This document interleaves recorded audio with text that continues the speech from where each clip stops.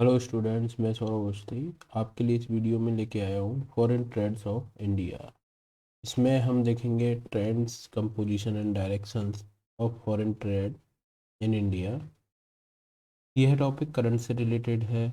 मैं ज़्यादा आपके लिए, क्योंकि टाइम कम है, इसलिए ज़्यादा फैक्ट्स लेके नहीं आया हूँ, लेकिन बहुत ही इंपॉर्टेंट फैक्ट्स लेके आया हूँ जिनको आपको थोड़ा सा माइंड में रखना है, क्योंकि यहाँ से एक दो क्वेश्चन आ सकते हैं। तो आप थोड़ा सा ध्यान से देखिए ये वीडियो, और जो बेसिक फैक्ट हैं जिनको मैं बता रहा हूँ उनको ज़रूर आप नोट डाउन कर लीजिएगा अपने किसी भी एक पेपर पे। ज़्यादा फैक्ट्स नहीं है, लिमिटेड और इम्पोर्टेंट फैक्ट्स हैं। देखिए, सबसे पहले हम देखें भारत के वस्तुगत निर्यातों में प्रमुख उत्पादों का अंश, यानी सबसे ज़्यादा जो एक्सपोर्ट्स हैं इंडिया का जो एक्सपोर्ट है, उसमें सबसे ज़्यादा मेन रूप से कौन कौन से प्रोडक्ट हैं। सबसे ज़्यादा एक्सपोर्ट में परसेंटेज है पेट्रोलियम प्रोडक्ट्स का। ये बात ध्यान रखिएगा, जो पेट्रोलियम प्रोडक्ट है, हम क्रूड ऑयल सबसे ज़्यादा इंपोर्ट करते हैं। यहाँ पे दोनों को मैंने इसीलिए रखा है ताकि आपको याद रहे ये चीज़ और आसानी से लर्न हो जाए कि सबसे ज़्यादा जो आयात में इसका कंट्रीब्यूशन है पेट्रोलियम क्रूड का। क्रूड यानी कच्चा तेल, क्रूड ऑयल जिसको हम बोलते हैं, क्रूड ऑयल यानी कच्चा तेल। ये कच्चे तेल का सबसे ज़्यादा हम इंपोर्ट करते हैं विदेशी कंट्रियों से, फिर वहाँ पे से यहाँ पे ही रिफाइंड करके उसको हम लोगों को सपोर्ट करते हैं, सप्लाई करते हैं। अब देखिए यहाँ पे देखिए, तो इंपोर्ट में भी सबसे ज़्यादा कंट्रीब्यूशन किसका है? पेट्रोलियम क्रूड ऑयल का। लेकिन जो हम निर्यात करते हैं उसमें भी, निर्यातों में भी सर्वाधिक जो कंट्रीब्यूशन, यहाँ पे हम गलत कर सकते हैं क्योंकि कई बार हमको लगेगा कि पेट्रोलियम हम कैसे निर्यात करेंगे। यहाँ पे है पेट्रोलियम ऑयल एंड लुब्रिकेंट, इसको पीओएल के रूप में भी आपके लिए आ सकता है। तो पेट्रोलियम उत्पाद हैं, प्रोडक्ट हैं, प्रोडक्ट का हम सर्वाधिक निर्यात भी करते हैं, एक्सपोर्ट भी। तो ये बात ध्यान रखिएगा, महत्वपूर्ण है। फिर देखिए, आयातों में हम लोग स्वर्ण प्रिय है, सोने का ज़्यादा हमें क्या है, कहीं ना कहीं आकर्षण है। तो भारत में दूसरे नंबर पे सबसे ज़्यादा आयात क्या किया जाता है? सोना। तीसरा पेट्रोलियम उत्पाद। अब आ रहे हैं पदार्थ, पेट्रोलियम से बने जो पदार्थ हैं उनका हम तीसरे नंबर पे क्या करते हैं? आयात करते हैं। फिर है पल्स, मोती, प्रेशियस और सेमी प्रेशियस स्टोन्स, विभिन्न प्रकार के आपके मूंगा, माणिक के, इस प्रकार के जो प्रेशियस स्टोन्स हैं उनको हम चौथे नंबर पे क्या करते हैं? आयात करते हैं। और फिर बाद में कोयला और कोक को हम पाँचवें नंबर पे क्या करते हैं? आयात करते हैं। इधर देखें निर्यात में दूसरे नंबर पे मोती और बहुमूल्य पत्थर को हम निर्यात करते हैं। तीसरे पे लोहा और इस्पात, iron and steel, iron and steel को हम क्या करते हैं? तीसरे नंबर पे निर्यात करते हैं, एक्सपोर्ट करते हैं। चौथे नंबर पे औषधि, फॉर्मुलेशन, जितना भी आप मेडिसिन से रिलेटेड वो चीज़ है उनको निर्यात कर रहे हैं।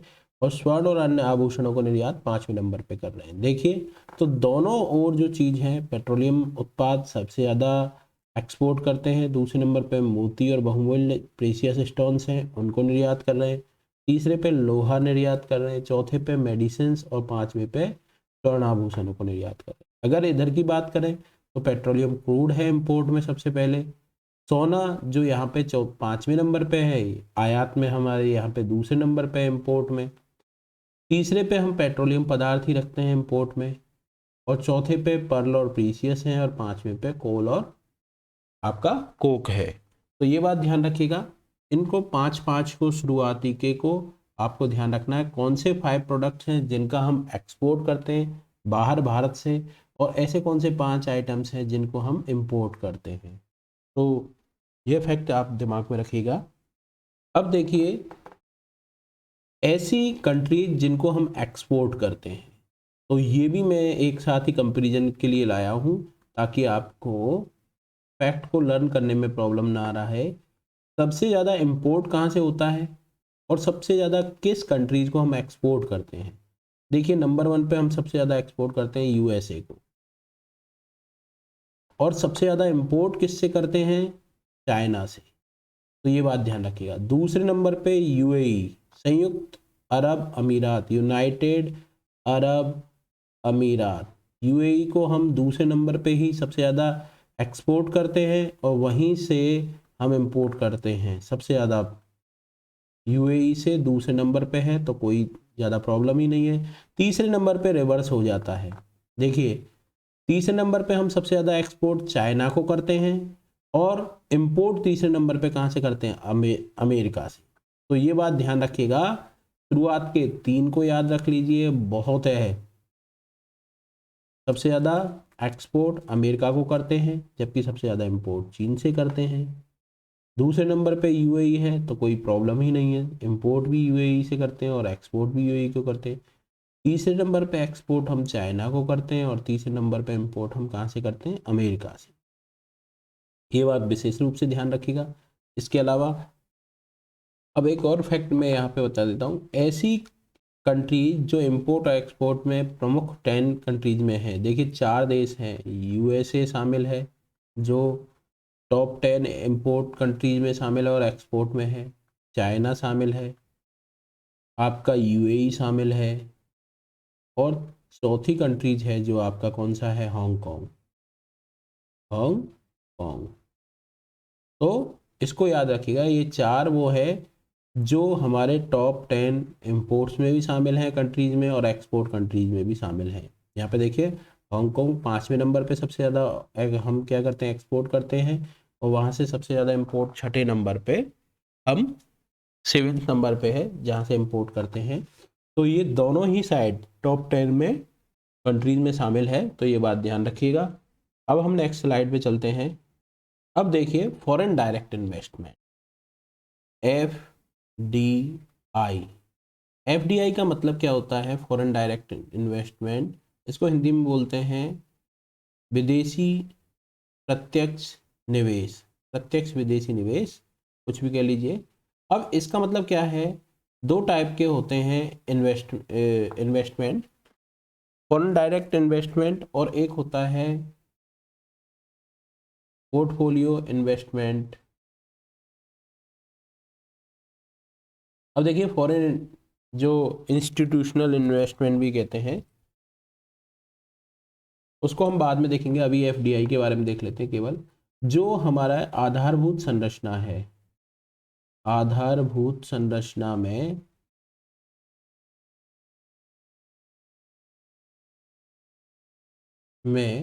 विदेशियों द्वारा जो इन्वेस्टमेंट किया जाता है, विदेशियों द्वारा जो पैसा लगाया जाता है, जैसे विदेशियों द्वारा इन्वेस्टमेंट किया जाता है। अब इसमें कौन कौन से आते हैं, आपके पहले आपके स्कूलों में सब आता है, हॉस्पिटल्स, रोड, फ्लाईओवर,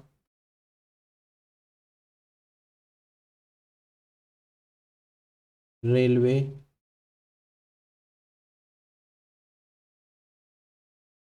फैक्ट्रीज। इस टाइप की चीज़ों में जो डायरेक्ट पैसा लगाया जाता है और इंफ्रास्ट्रक्चर डेवलप किया जाता है, वो क्या कहलाता है, एफडीआई। एक होता है पोर्टफोलियो इन्वेस्टमेंट, पोर्टफोलियो इन्वेस्टमेंट।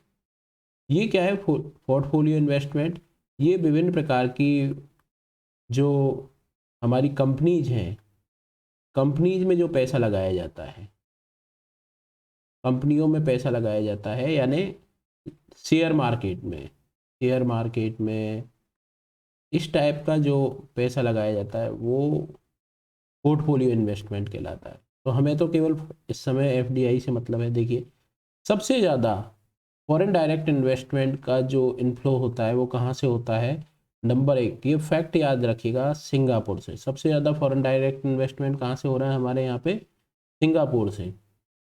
दूसरे नंबर पे यूएसए है, तो इसको भी ध्यान रखिएगा।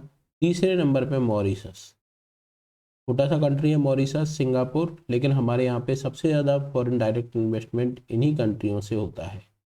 चौथे पे नीदरलैंड और 5वें पे जापान। ये बात ध्यान रखिएगा। टॉप 5 कंट्रीज जो इन्वेस्टमेंट करती है इंडिया के अंदर foreign direct investment, Singapore, USA और मॉरिशस। इन तीनों को आप ध्यान रखिएगा, विशेष रूप से शुरुआत के 3 कंट्रीज को। फॉरेन डायरेक्ट इन्वेस्टमेंट में सिंगापुर का नंबर 1 स्थान है, यूएसए का दूसरा, मॉरिशस का तीसरा स्थान है। तो यहाँ पे हम इसी इफेक्ट को देख रहे हैं।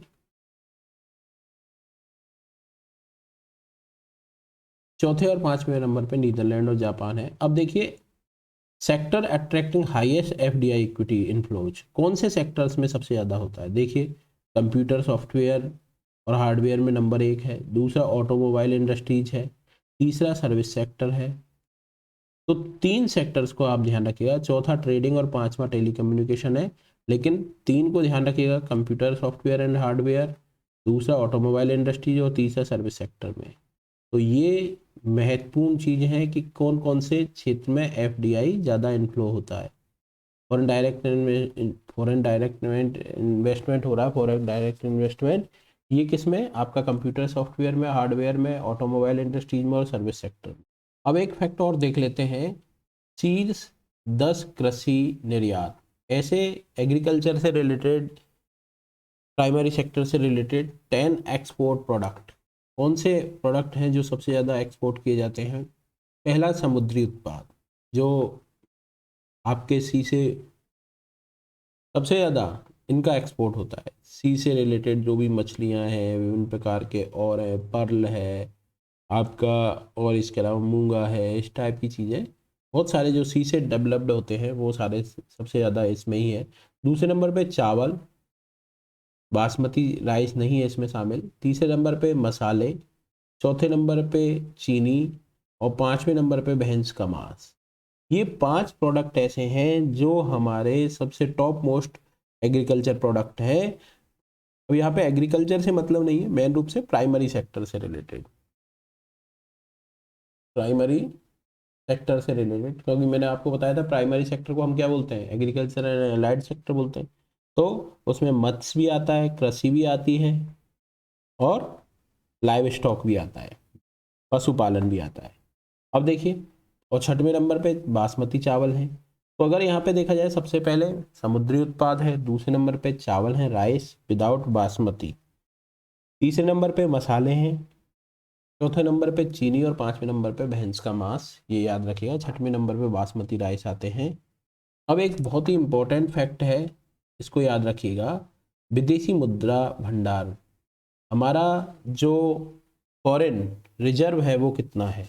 इंग्लिश में क्या बोलते हैं? फॉरेन रिजर्व बोलते हैं इसको। भारत का फॉरेन रिजर्व कितना है? देखिए 2021 में फॉरेन रिजर्व था हमारा 577, ये बिलियन डॉलर में है। 577 बिलियन डॉलर 2021 फाइनेंशियल ईयर में था, जो बढ़ के 21-22 में कितना होता है? 633.6 जो बिलियन डॉलर हो गया है, जो अपने आप में एक बहुत ही बड़ा मेजर कहीं ना कहीं अचीवमेंट है भारत के लिए। चौथा सबसे ज़्यादा बड़ा देश बन गया है फॉरेन रिजर्व के मामले में, ये बात ध्यान रखिएगा। कितना है ये फिगर ध्यान रखिएगा, 633.6 बिलियन डॉलर का हमारे पास फॉरेन रिजर्व हो गया है। देखिए वैश्विक महामारी के बावजूद हुए सभी व्यवधानों के बावजूद पिछले 2 वर्षों में भारत का जो भुगतान संतुलन है वो आधिक्य में रहा है। बैलेंस ऑफ पेमेंट BOP ये हमारा क्या रहा है? प्लस में, अर्थात हमने एक्सपोर्ट ज़्यादा किया है, इम्पोर्ट कम किया है। देखिए इससे भारतीय रिजर्व बैंक को विदेशी मुद्रा भंडार जमा करने का अवसर मिला, जो 31 दिसंबर 2021 को 334 अरब डॉलर हो गए हैं। तो लगभग 334 हो गए, सॉरी 634 अरब डॉलर हो गए हैं, 633.6 हो गया है। तो ये अप्रोक्सीमेटली 634 अरब डॉलर के आसपास हो गया है, 634 अरब डॉलर्स।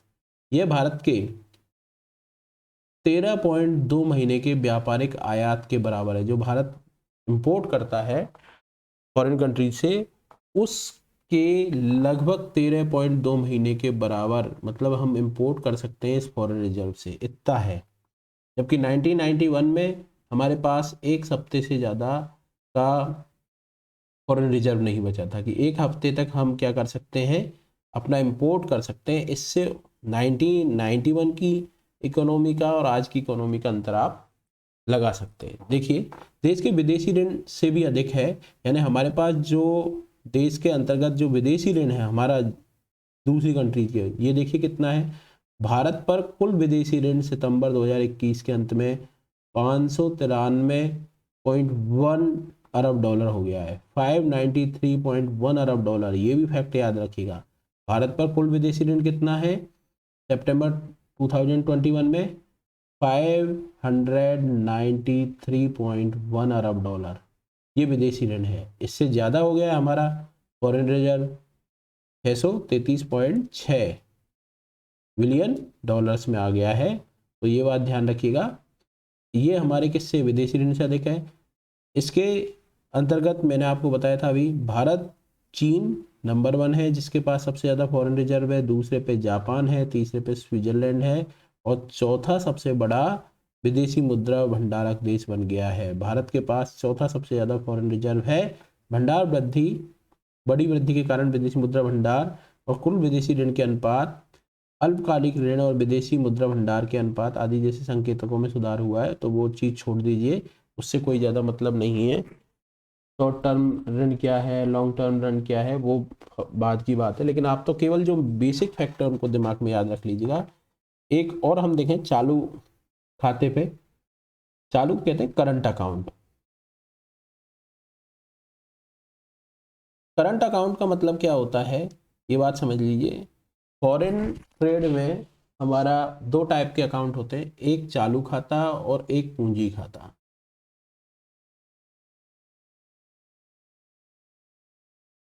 करंट अकाउंट और दूसरा होता है कैपिटल अकाउंट। शॉर्ट में समझाऊंगा, ज़्यादा डिटेल में नहीं जाऊंगा। करंट अकाउंट क्या होता है, विभिन्न प्रकार की जो वस्तुएं हैं उसका इंपोर्ट और एक्सपोर्ट में जो डिफरेंस होता है वो करंट अकाउंट कहलाता है। जब हम इंपोर्ट ज़्यादा करते हैं, एक्सपोर्ट कम करते हैं, तो माइनस में हो जाता है ये।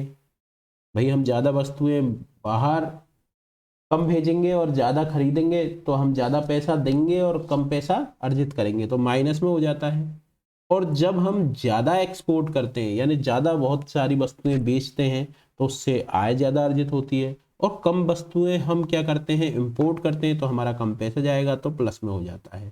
तो ये चीज़ ध्यान रखिएगा, अगर एक्सपोर्ट ज़्यादा, ये ज़्यादा है और इंपोर्ट कम है, तो क्या होगा, प्लस में होगा ये। और अगर हमारा एक्सपोर्ट क्या है, कम है, माइनस में है, और इंपोर्ट हम ज़्यादा कर रहे हैं, ज़्यादा खरीद रहे हैं, तो ये माइनस में होगा, सीधा सीधा सा है। अब कैपिटल अकाउंट है, वो क्या है, विभिन्न प्रकार के पैसे का आदान प्रदान। यहाँ पे कैपिटल पूंजी का ट्रांसफर होता है और यहाँ पे करंट अकाउंट में वस्तुओं का ट्रांसफर होता है। ये बात ध्यान रख लीजिएगा बेसिक। तो हम करंट अकाउंट की बात कर रहे हैं यहाँ पे, कि इस समीक्षा के अंतर्गत हमें पता चला है कि पहली छमाही, जो पहला 6 मंथ है, फर्स्ट हाफ है 2021-22 का, इसके अंतर्गत जो चालू खाते में जो घाटा है, डिफिसिट इन करंट अकाउंट है, वो 3.1 अरब डॉलर था, जो कि जीडीपी का 0.2% था। जो पिछले वर्ष की समान अवधि, इसी की बात करें 2021 के 2020 और 21 के जो फर्स्ट हाफ की बात करें, तो उसके अंतर्गत कितना था, 34.3 अरब डॉलर था। तो अब देखिए 34.3 अरब डॉलर से घट के कितना हो गया है, 3.1 अरब डॉलर। तो आप तो यही ध्यान रखिएगा, चालू खाते का जो घाटा है, डिफिसिट है, वो कितना हो गया, 3.1 अरब डॉलर हो गया है, जो पूरी जीडीपी का 0.2% है। ये फैक्ट याद रखिएगा। विदेशी ऋण की बात करें तो बेसिक फैक्ट मैंने आपको बता ही दिया है, तो इसी को याद रखिएगा, बाकी का ज़्यादा कुछ ऐसा और आप ज़्यादा ध्यान मत रखिएगा। अगर विदेशी ऋण का फैक्ट आए तो ये एक बार इतना ही ध्यान रख लीजिएगा। देखिए, तो ये बात ध्यान रखिएगा, एक फैक्ट मैंने ज़रूर बताया था आपको कि 2010 के बाद ये पहली बार हुआ है कि हमारा विदेशी मुद्रा कोष है, फॉरेन रिजर्व है, वो विदेशी ऋण से अधिक हो गया। यानी अब हमारा फॉरेन रिजर्व ज़्यादा हो गया है बजाय हमारे फॉरेन डेब्ट के। थोड़ा सा हम कंपेयर कर लें, इसमें क्या है, एक्सटर्नल डेब्ट, विदेशी ऋण है जो हमारे ऊपर, हमारे भारत कंट्रीज के ऊपर, वो 2009 में ग्लोबल फाइनेंशियल क्राइसिस आया था, उस समय हमारे पास था 224.5 यूएस बिलियन डॉलर में। इसके बाद 2014 की बात हम करें तो ये हमारे पास हो गया एक्सटर्नल डेब्ट 446.2 बिलियन डॉलर, और एट प्रेजेंट हमारा हो गया 593.1 बिलियन डॉलर। अब देखिए फॉरेन एक्सचेंज रिजर्व की बात कर लें हम। 2009 में हमारे पास लगभग 252 बिलियन डॉलर था यूएस डॉलर, लगभग 19-20 अंतर था, यानी यहाँ पे जो डिफरेंस है आप देखोगे तो लगभग लगभग कितना है, 27 बिलियन डॉलर के आसपास। 2014 में हम देखें तो हमारे पास विदेशी ऋण ज़्यादा है और फॉरेन रिजर्व कम है, लेकिन एट प्रेजेंट हम देखें तो हमारे पास फॉरेन रिजर्व ज़्यादा है और विदेशी ऋण कम है। ये हमारा प्लस में है, फॉरेन रिजर्व कितना प्लस में बात करें लगभग 40 बिलियन डॉलर, यहाँ पे प्लस में था 27 बिलियन डॉलर। तो इसको ध्यान रखिएगा, अप्रोक्सीमेटली एक फैक्ट है जो आपको ध्यान रखना है, बाकी के और फैक्टों को छोड़ दीजिए, बस ये 2 फैक्ट हमको ध्यान रखने हैं। एक फैक्ट और बता देता हूँ, बीओपी बैलेंस ऑफ पेमेंट हमारा किन देशों के साथ जो व्यापार में आयात निर्यात है उसमें प्लस में है और किसके साथ माइनस में है। बीओपी किसे कहते हैं? बीओपी का मतलब होता है एक्सपोर्ट और import, export plus minus import. अब इसको ध्यान रख लीजिए, सीधा सीधा सा है, जब एक्सपोर्ट ज़्यादा होगा इंपोर्ट कम होगा तो प्लस में रहेगा बीओपी, और अगर इंपोर्ट हम ज़्यादा करेंगे और एक्सपोर्ट कम करेंगे तो माइनस में रहेगा। अब देखिए सबसे ज़्यादा हमारा बीओपी किसके साथ है प्लस में? अमेरिका के साथ, दूसरा बांग्लादेश और तीसरा नेपाल। इन तीनों के साथ सर्वाधिक शुरुआत के 3 कंट्रीज जिनके साथ हमारा बीओपी प्लस में है 21.6, 7.95, ये 3 कंट्रीज ऐसे हैं। चौथे पे तुर्की और 5वें पे नीदरलैंड आता है। तो शुरुआत के 3 कंट्रीज अमेरिका, बांग्लादेश और नेपाल, इनके साथ हमारा बीओपी प्लस में है, तुर्की और नीदरलैंड। चौथे पे तुर्की आता है, 5वें पे नीदरलैंड आता है। जिनके साथ माइनस में है वो देखें, सबसे ज़्यादा माइनस में है हमारा चाइना के साथ, यानी चाइना से हम बहुत ज़्यादा इंपोर्ट करते हैं, एक्सपोर्ट चाइना को बहुत कम करते हैं। दूसरे नंबर पे हम देखें, पहले पे सबसे ज़्यादा चीन से, दूसरे पे है इराक। इराक से हम बहुत ज़्यादा इंपोर्ट करते हैं, खासकर पेट्रोलियम, क्रूड पेट्रोलियम, और बहुत कम इसको एक्सपोर्ट करते हैं। तीसरे पे देखें हम स्विट्ज़रलैंड, स्विट्ज़रलैंड से भी हम बहुत ज़्यादा इंपोर्ट करते हैं और एक्सपोर्ट बहुत कम करते हैं, तीसरे नंबर पे है। चौथे पे सऊदी अरब और 5वें पे यूएई। तो जिनके साथ हमारा बीओपी माइनस में है वो चाइना, इराक, स्विट्ज़रलैंड, फिर सऊदी अरब और 5वें पे यूएई है। जिनके साथ हमारा प्लस में है बीओपी वो अमेरिका है, फिर बांग्लादेश है, फिर नेपाल है, फिर तुर्की और नीदरलैंड। तो ये 5 ऐसी कंट्री जिनके साथ हमारा बीओपी प्लस में है और 5 ऐसी कंट्री जिनके साथ हमारा बीओपी माइनस में है। ये बात ध्यान रखिएगा, ये मोस्ट इम्पॉर्टेंट फैक्ट है। यहीं पे मैं अपने वीडियो की समाप्ति करता हूँ। अगर आपको ये भी फैक्ट याद हो गए तो काफ़ी कुछ आपका बेसिक फॉरेन ट्रेड से रिलेटेड कंप्लीट होता है। मुझे उम्मीद है ये वीडियो देख के आपको लाभ मिलेगा। Do hard work, take care and get success. Thank you.